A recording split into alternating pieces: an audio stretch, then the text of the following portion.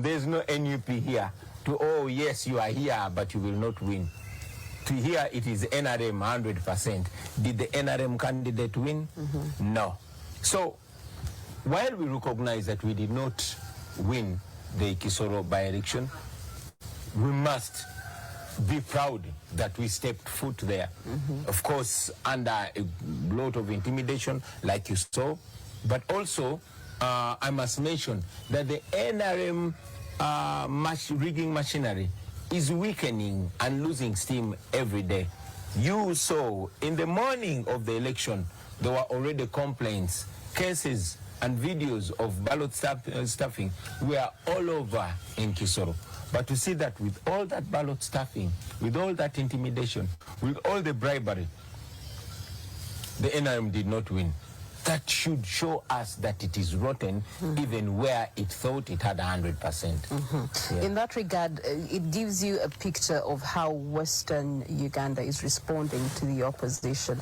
Does it show you that maybe in the coming election, you will have a better ground for people to believe in the cause that you're pushing for? We've always had a good ground. Of course, we can have a better ground. But what we need is to be left alone. What we need is to have no violence, no intimidation, no ballot stuffing, no irregularities in elections. I'm not saying that we will sweep 100% all through Western Uganda, but we can beat our opponents, as it has been shown in the past. You have seen in 2021, most parts of Western Uganda were not allowed to vote for president. You'd get to the polling station, they say, okay, you can cast a ballot for your MP, president is already voted for you. So that was the case. These are the trends that we're trying to reverse. Some we reversed them 100%, others we're reversing them slowly by slowly. We have fear to deal with.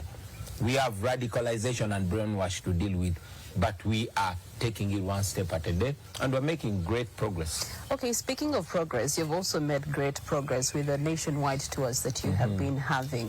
And it begs the question, I know one of the things that you have been doing is opening up party offices in all the locations that you have been going to.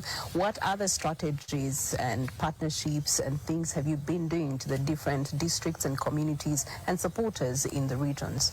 Some, I'll tell you, some I won't tell you, but what I'll tell you is that we have openly been going around the country, trying to galvanize our support, trying to,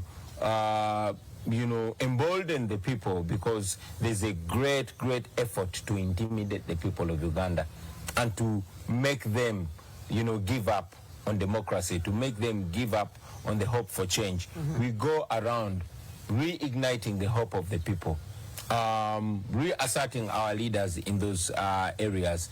We noticed that in 2021 what the regime did is to deny us leadership. Wherever we had candidates, they either intimidated them out of the race or bought them out.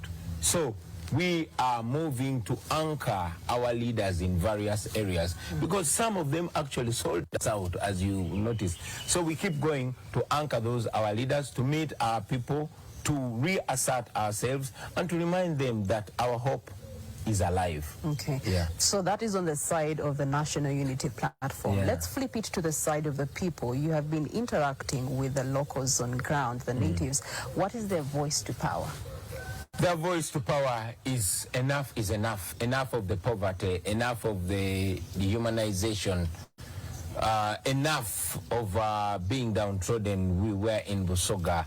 And the regime, in its wisdom or lack of it, denied us the right to move on the main roads. They pushed us into the dusty road, into the remote areas. They didn't want us to go past towns because they thought it would expose massive support for us, which they don't want the world to see. But this was an advantage, because wherever we went through, oh my God, we went through Busoga, and it was sickening. The poverty that is crushing people who are seated on very productive land. You would see acres and acres of sugarcane, but knowing that that sugarcane does not benefit them because it was crushed. We went to Karamoja, the same thing, and the subjugation because there was a roadblock after a few kilometers. You know, we went to Teso, same thing. We came from there, went to Kisoro, you know, not any different. Now, the last one before they came in to stop us was in Buyikwe, here in Uganda.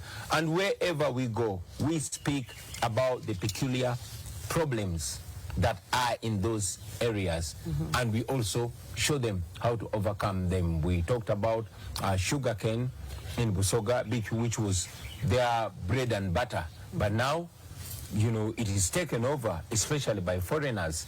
We spoke about the minerals